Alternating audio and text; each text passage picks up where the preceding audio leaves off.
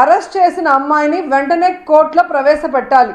అలా కాకుండా ఆ అమ్మాయిని కిడ్నాప్ చేసి ఏ విధంగా చిలకలూరిపేట పోలీస్ స్టేషన్కి తీసుకొచ్చి 2 రోజులు అక్కడ హింసించి ఆ తర్వాత ఒంగోలులో డిఎస్పీ ఆఫీస్కి తీసుకెళ్ళి అక్కడ 2 రోజులు పెట్టి అక్కడ హింసించి తర్వాత గుంటూరుకు తీసుకొచ్చి ఆ తర్వాత కోర్టులో హాజరుపరిచారు అంటే వీళ్ళకి అసలు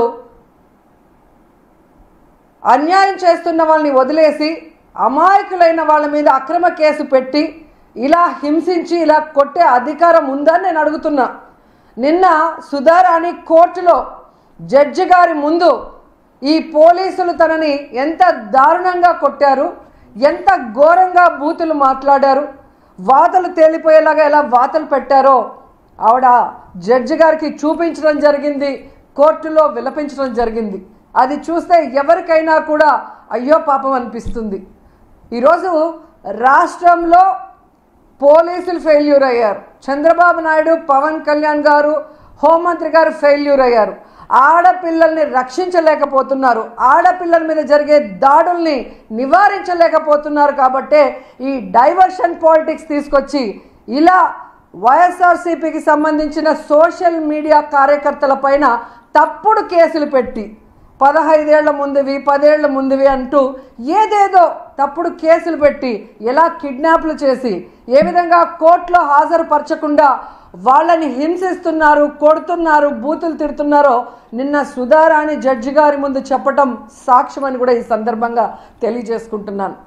ఈరోజు ఈ రాష్ట్రంలో హిట్లరు, గడాఫీ ఇద్దరూ కలిసి సీఎం కుర్చీలో కూర్చొని పరిపాలిస్తే ఎలా ఉంటుందో అలా ఉంది ఈ రాష్ట్రంలో పరిపాలన చూస్తుంటే.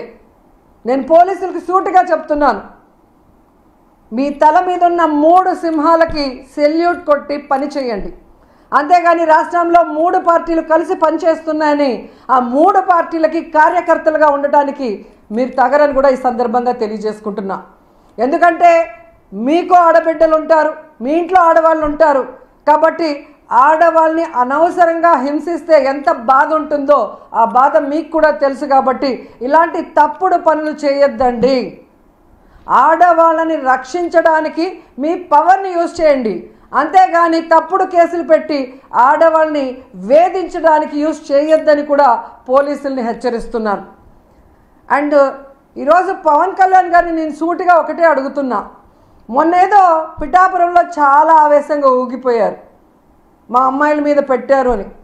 మరి ఇన్ని సంవత్సరాలుగా మీరు రాజకీయాల్లో వచ్చిన రోజు నుంచి వైఎస్ఆర్ కాంగ్రెస్ పార్టీ వాళ్ళ మీద కానీ మీ మీద కానీ అలాగే జగనన్న గారి మీద ఆయన కుటుంబ సభ్యుల మీద కానీ ఎంత ఘోరంగా ఈ తెలుగుదేశం పార్టీ, ఆ పార్టీలో ఉన్న నాయకులు, కార్యకర్తలు, సోషల్ మీడియాలో ఉన్న వాళ్ళు దిగజారిపోయి నీచాతి నీచంగా పోస్టులు పెట్టినప్పుడు ఈరోజు ఎందుకు వాళ్ళ మీద కేసులు పెట్టమని మీరు అడగట్లేదు, వాళ్ళని ఎందుకు అరెస్ట్ చేయట్లేదని నేను అడుగుతున్నాను.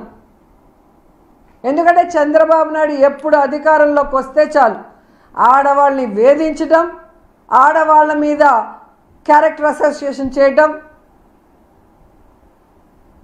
ఆడవాళ్ళని హింసించడానికే పుట్టాడా అనిపించే విధంగా ఉంటుంది. ఎందుకంటే మీరు చూశారు, గతంలో నేను ఎమ్మెల్యేగా ఉన్నప్పుడు ఏ విధంగా మహిళా పార్లమెంటుకి నన్ను రమ్మని పోలీసులతో కిడ్నాప్ చేయించి నన్ను ఏ విధంగా మాయం చేయాలన్న ప్రయత్నం చేశారు. ఈరోజు సుధారాణి విషయంలో కూడా అదే జరిగింది. ఎందుకంటే వ్యక్తిత్వ హననం చేయడంలో చంద్రబాబు నాయుడు సిద్ధహస్తుడు. తనకి భార్యగా ఉన్న భువనేశ్వర్ని ఇచ్చిన ఎన్టీఆర్ గారినికే బట్టలిప్పి కార్టూన్లు వేయించిన గనుడు చంద్రబాబు నాయుడు గారు. ఇదే జగన్మోహన్ రెడ్డి గారు ముఖ్యమంత్రిగా ఉన్నప్పుడు ఆయన మీద కానీ ఆయన భార్య మీద కానీ ఇదే తెలుగుదేశం పార్టీ ఎంత ఘోరంగా ఎంత దిగజారిపోయి పోస్టులు పెట్టింది. ఆ రోజు మీకు తెలీదా తప్పని? అవి పెట్టకూడదని చెప్పాలన్న బాధ్యత మీకు లేదా? ఈరోజు ఏం జరగకపోయినా కూడా ఏదో జరిగిపోయినట్టు తప్పుడు కేసులు పెట్టి అందరినీ అరెస్ట్ చేయించి కొట్టిస్తున్నావే. నువ్వు చేసే తప్పుల్ని సోషల్ మీడియా వాళ్ళు ఎత్తి చూపిస్తుంటే ప్రజలకు అన్నీ తెలుస్తున్నాయన్న భయంతోనే ఇది నువ్వు చేయిస్తుంది కాదా నేను అడుగుతున్నా. ఈరోజు హోంమంత్రి గారు ఒక మహిళా హోంమంత్రి ఉంది, మహిళలకి రక్షణ కల్పిస్తుంది అని ఎవరైనా ఆశపడితే అది అత్యాశే. ఎందుకంటే ఆవిడకి మహిళల మీద ప్రేమ లేదు, గౌరవం లేదు. తనకిచ్చిన హోంమంత్రి పదవి మీద బాధ్యతగా వ్యవహరించాలని కూడా తెలియకపోవడం మనం ఈ 5 నెలల కాలంలో కూడా చూడటం జరిగింది. ఒకవైపు స్కూల్ పిల్లలు, కాలేజ్ పిల్లలు, అలాగే మహిళల మీద దారుణంగా దాడులు జరుగుతున్నాయి, గ్యాంగ్ రేపులు జరుగుతున్నాయి. వాళ్ళని ముక్కలు ముక్కలుగా నరిగేస్తున్నారు, వాళ్ళ తొడలు చేతులు ఎక్కడెక్కడో కొరికేస్తున్నారు, వాళ్ళని తగలబెడుతున్నారు. కానీ వాళ్ళని కాపాడమని చెప్పడానికి, వాళ్ళని ఎలాగైనా రక్షించి ఆ తప్పు చేసే వాళ్ళని నియంత్రించే విధంగా పోలీసులకి ఏ రోజు ఆవిడ చెప్పింది లేదు, కేబినెట్లో ఏ రోజు ఆవిడ మాట్లాడింది లేదు. కానీ పోలీసుని ఉపయోగించి ఏ విధంగా ఆడవాళ్ళని వేధించాలి, వాతలు వచ్చే విధంగా ఎలా వాళ్ళని కొట్టించాలి, ఎలా భయపెట్టాలి అనేది మాత్రం తెలియటం నిజంగా చాలా దురదృష్టకరమని కూడా ఈ సందర్భంగా తెలియజేసుకుంటున్నాను.